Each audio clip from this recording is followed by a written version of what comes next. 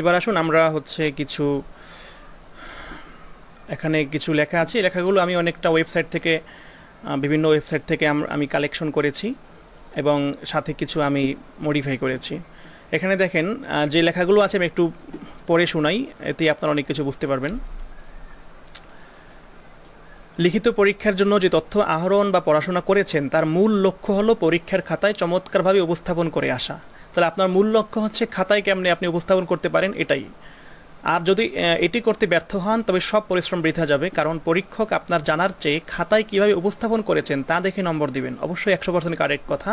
ছোটোখাটো ভুল হয়তো আপনার স্বপ্নকে ব্যাহত করতে পারে, তাই তাকে সন্তুষ্ট করে আসা জরুরি। কাকে সন্তুষ্ট করবেন? অবশ্যই এক্সামিনারকে। আমি এই কথা আগেই বলেছি যে আপনি নিজেকে এক্সামিনারের জায়গায় কল্পনা করবেন যে এক্সামিনার আপনি হলে আপনি কোন বিষয়ে সন্তুষ্ট হতেন, আপনার চোখে কোন জিনিসটা ভালো লাগবে।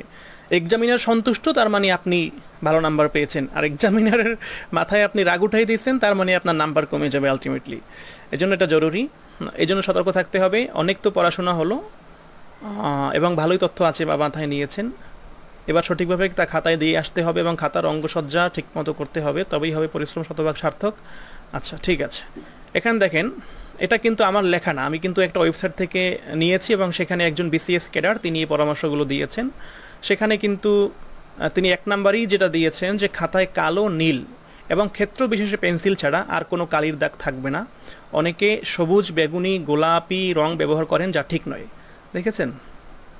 সেক্ষেত্রে কালো এবং নীল এই দুইটা বিষয়, আর পেন্সিল ক্ষেত্র বিশেষে প্রয়োজন হয়, ব্যবহার না করাই ভালো। আচ্ছা, খাতাটি পেয়ে রোল নাম্বার সহ তথ্যাদি পূরণ করে মার্জিন করে ফেলবেন। স্কেলিং করতে হবে বুদ্ধি করে। আচ্ছা, এখন আমরা একটু মার্জিনের বিষয়ে আসি, স্কেলিংয়ের বিষয়ে আসি। মার্জিন একটা বিতর্ক আছে যে রাউন্ড স্কেল অর্থাৎ চারদিকে মার্জিন করা যাবে কি যাবে না। এখানে আমি সেখানে একটা বিষয় দিয়ে দিয়েছি যে স্কেলিং করতে হবে বুদ্ধি করে। সেটা কি রকম? সেটা হচ্ছে আমরা যারা বিশেষ করে আরবি পরীক্ষা দেই, আরবি ভার্সনে, আমাদের কিন্তু হচ্ছে দুইটা বিষয় খেয়াল রাখতে হয় যে আমাদের সেখানে বাংলাও লিখতে হয়, আরবিও লিখতে হয়। তো যখন আপনি আরবি লিখবেন সাধারণত স্বাভাবিকভাবেই আপনার ডান পাশ থেকে আরবি লেখাটা শুরু হবে, সেক্ষেত্রে আপনার ডান পাশে মার্জিনটা রাখাটা উত্তম বা জরুরি। আর যখন বাংলা লিখবেন বাম পাশে মার্জিন রাখাটা জরুরি। তো সেক্ষেত্রে আপনি যদি এক পাশে মার্জিন করেন, তাই না, তাহলে সেক্ষেত্রে আপনি বাংলা লিখলেন কিন্তু আরবি লিখতে গেলে তো তখন সেটা সুন্দর দেখা যাবে না। তো সেক্ষেত্রে আমি যেটা বলি যে আপনি যখন মার্জিনটা করবেন খাতার উপরেও মার্জিন থাকবে, বাম পাশেও মার্জিন থাকবে এবং ডান পাশে মার্জিন রাখবেন, তবে খুব বেশি না, খুব সামান্য পরিমাণে। যেমন বাম পাশে যেটা রেখেছেন ডান পাশে তার অর্ধেকেরও কম রাখবেন, মানে একেবারে সামান্য। সেক্ষেত্রে যে বাজারে যে রাউন্ড স্কেলগুলো পাওয়া যায়, মানে বক্স স্কেল যেগুলো, সেগুলো কিন্তু ওরকম একটা মাপ দেওয়া থাকে। অনেক ক্ষেত্রে কি হয় যে আমি দেখেছি, আমি যখন রাউন্ড স্কেল বা বক্স স্কেল দিয়ে যখন আমি খাতায় হচ্ছে আমি মার্জিন করেছি, তখন দেখা যায় উপর এবং ডান পাশটা ঠিক রাখতাম, মানে বাম পাশটা, উপর এবং বাম পাশ এটা ঠিক রাখার পরে এই দিকটাকে এই দিকটাতে স্কেলে যতটুকু পাই ততটুকু, নিচের দিকেও যতটুকু পাই ততটুকু, হয়তোবা অনেক জায়গা থাকবে না, সামান্য জায়গা থাকবে, ওই সামান্য জায়গাটা একটা দাগ দিয়ে দেবেন একবারে। তো সেক্ষেত্রে যদি জায়গা কম থাকে অসুবিধা নাই, কিন্তু একটা দাগ থাকলে এই দাগের ভিতরে, বক্সের ভিতরে যখন আপনি লেখাটা লিখবেন তখন লেখাটা খুব সুন্দর করে ফুটে ওঠে, সুন্দর দেখা যায়। ঠিক আছে, এটা হচ্ছে বুদ্ধি। তো এটাই হচ্ছে মার্জিন এবং স্কেলিং এর বিষয়ে কথা। আচ্ছা, লুজ শিটে সময় না থাকলে মার্জিন করার প্রয়োজন নয়, শুধু উপরেও বাঁয়ে ভাঁজ করে নেবেন। হ্যাঁ, যদি আপনি দেখা যায় লুজ শিট নিলেন, সেক্ষেত্রে আপনার সময় নাই, কিন্তু দেখা যায় তখন যদি মার্জিন করতে যেয়ে ওই যে স্কেলিং করতে যেয়ে আপনি যদি সময়টা ব্যয় করে ফেলেন তাহলে সেটা আপনার জন্য ভালো হবে না। সেক্ষেত্রে আপনি শুধু উপরে এবং বা দুদিকে ভাঁজ করে নিয়ে তারপরে লিখবেন, তাতে হয়ে যাবে ইনশাআল্লাহ।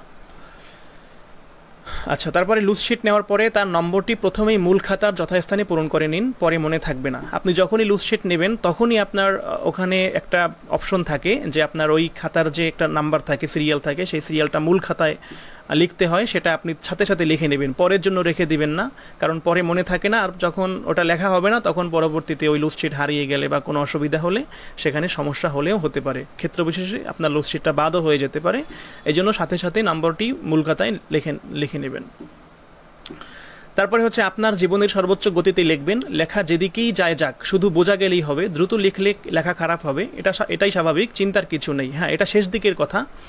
শুরু থেকেই আপনি গতিতে রাখবেন। অনেকে আছে শুরুতে খুব আস্তে আস্তে লেখে, না, আপনি শুরুতেই সর্বোচ্চ ভালো হাতের লেখা সর্বোচ্চ ভালো রেখে, নির্ভুল রেখে এবং দ্রুত গতিতে লেখার চেষ্টা করবেন। এজন্য আমরা সবসময় একটা কথা বলি, হাতের লেখা হবে তিনটা বৈশিষ্ট্য সম্বলিত। এক নম্বরে হচ্ছে দ্রুত, 2 নম্বরে নির্ভুল, আর 3 নম্বরে হচ্ছে সুন্দর। দ্রুত লাগবেই, কারণ চাকরি পরীক্ষায় দ্রুত লেখার ছাড়া আপনি ভালো করতে পারবেন না। দ্বিতীয়ত নির্ভুল তো লাগবেই, আর তৃতীয়ত সুন্দর। আমরা অবশ্য নির্ভুলটাকে 1 নম্বরে দিতে পারি, কারণ নির্ভুলটা বেশি জরুরি। ভুল হলে তো সবই শেষ, তাই না? তো নির্ভুল, দ্রুত, সুন্দর এরকম দিতে পারি, আমরা সিরিয়াল করতে পারি। এই 3টা বৈশিষ্ট্য রাখবেন। তারপর দেখেন, পয়েন্ট, কোটেশন এবং রেফারেন্স নীল কালি দিয়ে আন্ডারলাইন করে দিবেন। এতে পরীক্ষক সহজে চোখে দেখবেন, তাকে দেখানোই হচ্ছে আপনার কাজ। দেখেন এখানে একবার স্পষ্ট করে লিখে দিয়েছে যে পরীক্ষককে দেখানোই হচ্ছে আপনার কাজ। আপনি সবসময় চেষ্টা করবেন যে পরীক্ষকের চোখে কোনটা ভালো লাগে, সেই বিষয়টা আপনাকে চেষ্টা করতে হবে।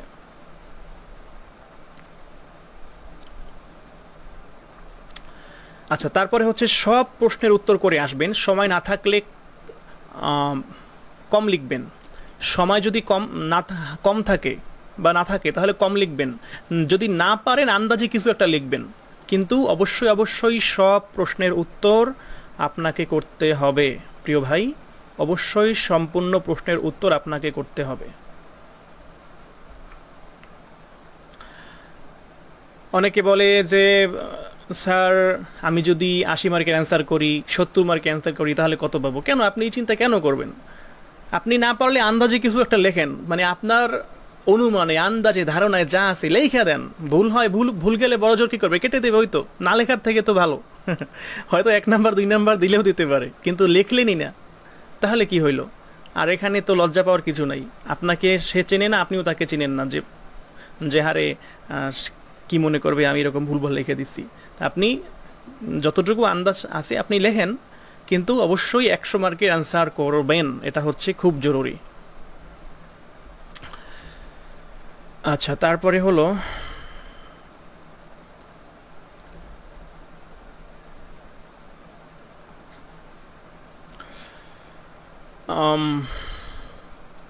চেষ্টা করবেন প্রশ্নের ধারাবাহিকতা রক্ষা করতে। হ্যাঁ, আমরা এই কথাটা অলরেডি বলেছি আগে, যে প্রশ্নের ধারাবাহিকতা রক্ষা করে উত্তর দিতে, এতে খাতা দেখা সহজ হয়, তাই পরীক্ষক খুশি, আর তিনি খুশি হলেই নাম্বার ভালো আসবে।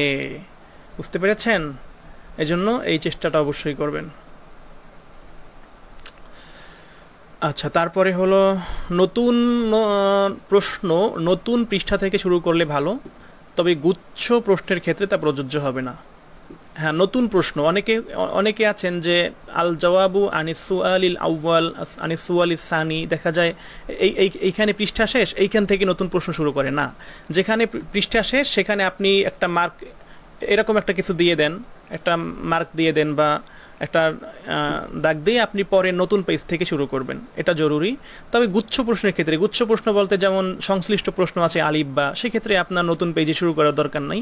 ওইটা আপনি যদি যেখান থেকে শেষ হয়ে যায় সেখান থেকে আবার শুরু করতে পারেন। তবে নতুন প্রশ্ন যখন শুরু করবেন, সেক্ষেত্রে হচ্ছে নতুন পৃষ্ঠা থেকেই শুরু করাটাই আপনার জন্য ভালো হবে।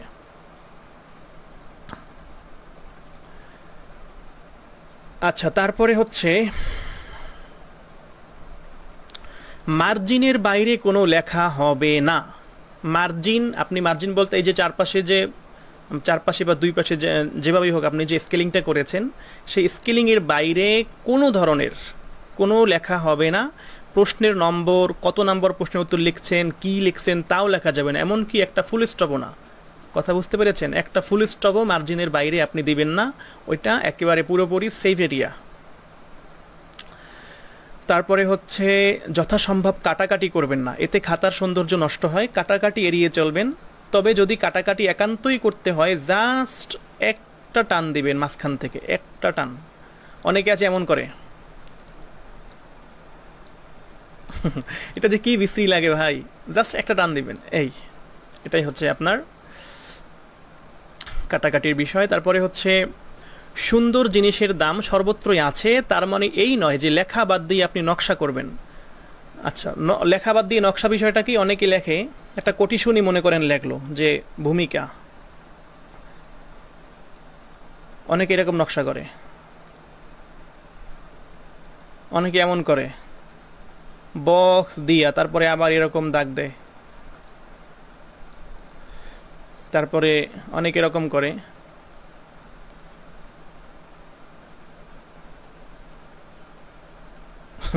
এরকম নানান ধরনের সিস্টেম করে, এত কিছু করার সময় কই ভাই পরীক্ষার হলে? আর এগুলো কিন্তু ক্ষেত্র বিশেষে দেখতে ভালোও লাগে না। তো সেক্ষেত্রে মনে রাখবেন, simplicity is the best policy. সবসময় নিজেকে সিম্পলভাবে উপস্থাপন করবেন, ঠিক আছে? এই জন্য আপনি জাস্ট কি করবেন, ভূমিকা লিখলেন, একটা আন্ডারলাইন দিবেন, এতটুকু, এই এনাফ। বেশি নকশা করতে যাবেন না।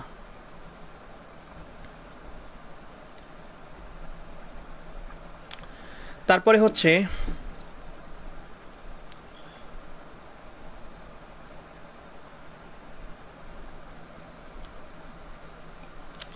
5 নম্বরের একটা প্রশ্নের উত্তর সর্বোচ্চ 2 পৃষ্ঠা হতে পারে, এর বেশি অনেক ক্ষেত্রেই সময় পাবেন না।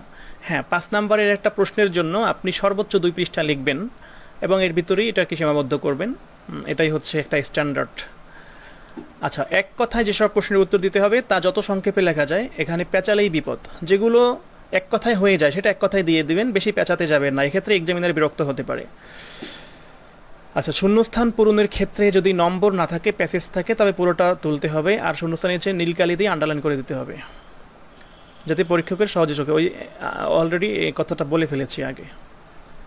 আচ্ছা, লেখার সময় বানান ভুল হচ্ছে কিনা মাথায় রাখবেন, যতটা সম্ভব এড়িয়ে চলবেন। অবশ্যই বানান ভুল হওয়া যাবে না, কারণ হচ্ছে এই জাতীয় যে সিনিয়র স্যার যারা হচ্ছেন পেপার দেখেন এই পর্যায়ে এসে, তারা যখন বানান ভুল দেখেন তারা কিন্তু খুব এতে বিরক্ত হন।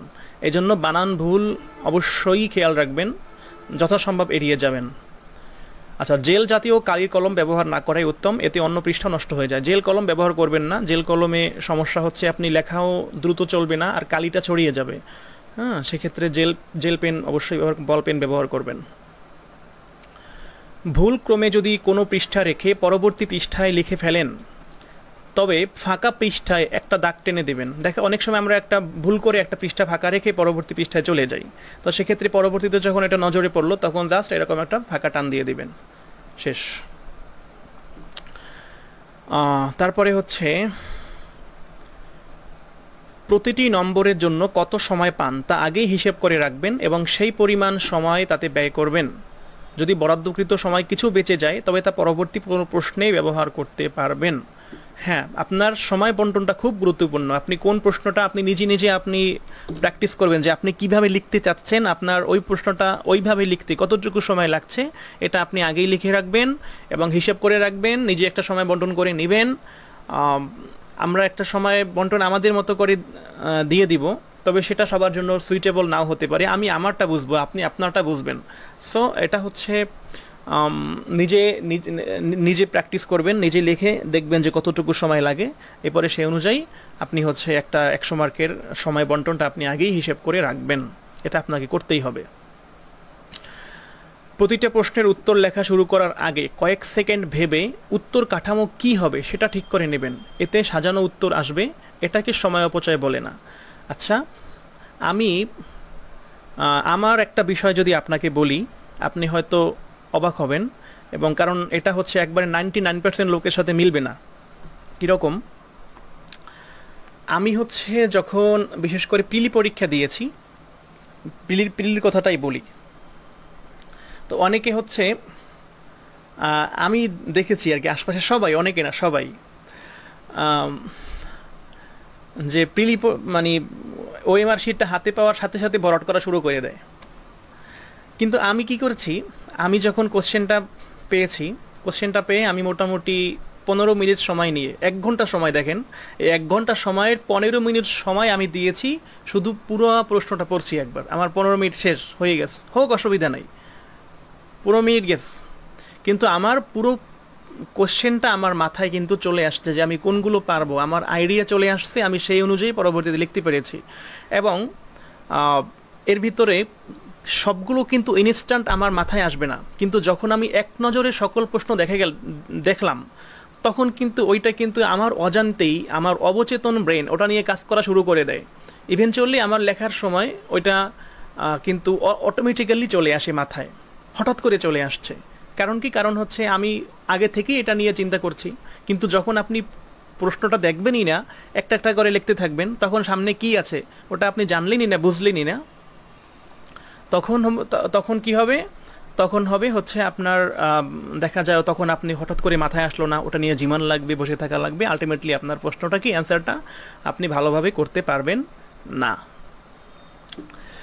তো এই জন্য অবশ্যই আপনি হচ্ছে প্রশ্নটা উত্তর লেখা শুরু করার আগে আপনি কিভাবে লিখবেন, কোন পয়েন্ট থেকে শুরু করবেন, কোন জায়গায় শেষ করবেন, মাঝখানে কি লিখবেন, কয়টা কোটেশন দেবেন, কয়টা পয়েন্টে লিখবেন, এটা হচ্ছে আপনি 1 সেকেন্ডের ভিতরে বা কয়েক সেকেন্ডের ভিতরে আপনি মাথায় সাজিয়ে নেবেন আপনার কাঠামোটা, উত্তর কাঠামোটা, দেন আপনি লেখা শুরু করবেন। এটা হচ্ছে রিটেনের ক্ষেত্রেও একই সেম কথা।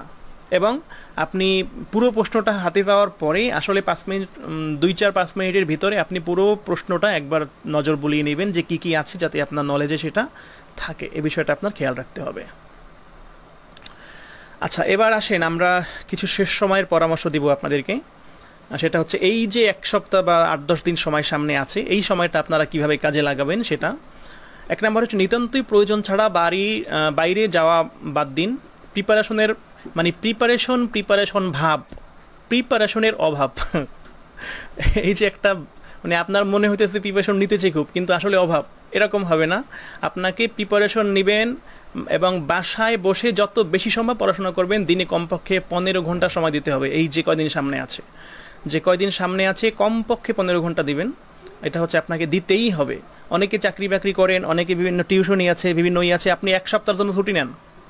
আপনার যদি একটা এমার্জেন্সি প্রয়োজন হতো, কেউ মারা যেত, আল্লাহ না করুন, মানে এরকম যদি কিছু একটা হয়ে যেত, তখন আপনি কি করতেন? আপনার ছুটি অবশ্যই লাগতো তখন।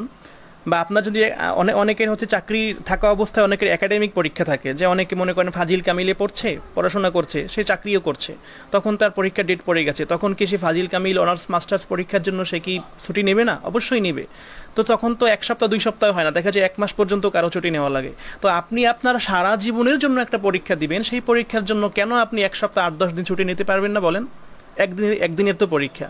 তো সামনে যে কয়দিন আছে প্রয়োজনে সকল কাজ থেকে নিজেকে অব্যাহতি নেন, একেবারে গুহায় চলে যান, একবারে ওই যে পাহাড়ে চলে যান, নির্জন জায়গায়, বনে জঙ্গলে যান, যেখানে আপনার থাকবে না, কেউ থাকবে না। এখন আমি বলবো যে বাকি যে সময়টুকু আছে, এই সময়টুকুতে আপনি অনলাইনেও থাকবেন না। আজকেই আপনার অনলাইনে শেষ হোক, মানে এই যে অনলাইনে যে সময়টা এখন কাটাচ্ছেন, এটা শেষ করে দেন। অনলাইনে আর থাকবেন না। আপনি নিজের মতো করে আপনার বই, আপনার কাছে যে বই আছে, যে শিট আছে, যে হার্ড কপি আছে, সেগুলো দেখে আপনি শুধু পড়বেন, রিভিশন দিবেন, লিখবেন। আপনার অনলাইনে কোনো কাজ নাই। তো সামনে যে কয়দিন আছে ঠিক এইভাবে পড়াশোনা করতে হবে। দিনে কমপক্ষে 15 ঘন্টা যদি আপনি লেখাপড়ার সময় দিতে পারেন, সকল কাজ থেকে অব্যাহতি নিয়ে, তাহলে আপনি মনে করেন যে এই সময়টা আপনার জন্য যথেষ্ট হয়ে যাবে ইনশাআল্লাহ। এবং আমি আশা করছি যে আপনারা এই জিনিসটা অবশ্যই করবেন, নিজেদের স্বার্থে, নিজেদের পরিবারের স্বার্থে এবং ভবিষ্যতের স্বার্থে। আচ্ছা, ফেসবুক থেকে যথাসম্ভব দূরে থাকুন। ফেসবুকিংয়ের ফাঁকে পড়া নয়, বরং পড়ার ফাঁকে একটুখানি ফেসবুকিং করবেন। আমাদের অনেকের অভ্যাস থাকে যে আমরা ফেসবুকিং করি, মাঝে মাঝে একটু পড়ি। তা না, বরং আপনার যদি ফেসবুকে কোনো গুরুত্বপূর্ণ তথ্য প্রয়োজন হয়, অবশ্যই আপনি পড়ার ফাঁকে সেটা দেখে নেবেন এবং যথাসম্ভব দূরে থাকবেন। কে কতটুকু পড়ে ফেলেছে সে খবর নেবেন না। আপনি যা যা এখনো পড়েননি সেগুলো পড়ে নেবেন। কে কতটুকু পড়ছে, ভাই আপনার প্রিপারেশন কেমন, আপনি কি পড়ছেন, এত কিছু জানার তো দরকার নাই। যারটা তার কাছে, আপনি কতটুকু প্রিপারেশন নিয়েছেন, আপনার কতটুকু পড়া হয়েছে, কি কি বাকি আছে, আপনি নিজে মার্ক করবেন এবং সেই অনুযায়ী পড়বেন। যেসব প্রশ্ন বারবার পড়লেও মনে থাকে না, সেসব প্রশ্নকে গুড বাই বলে দেন।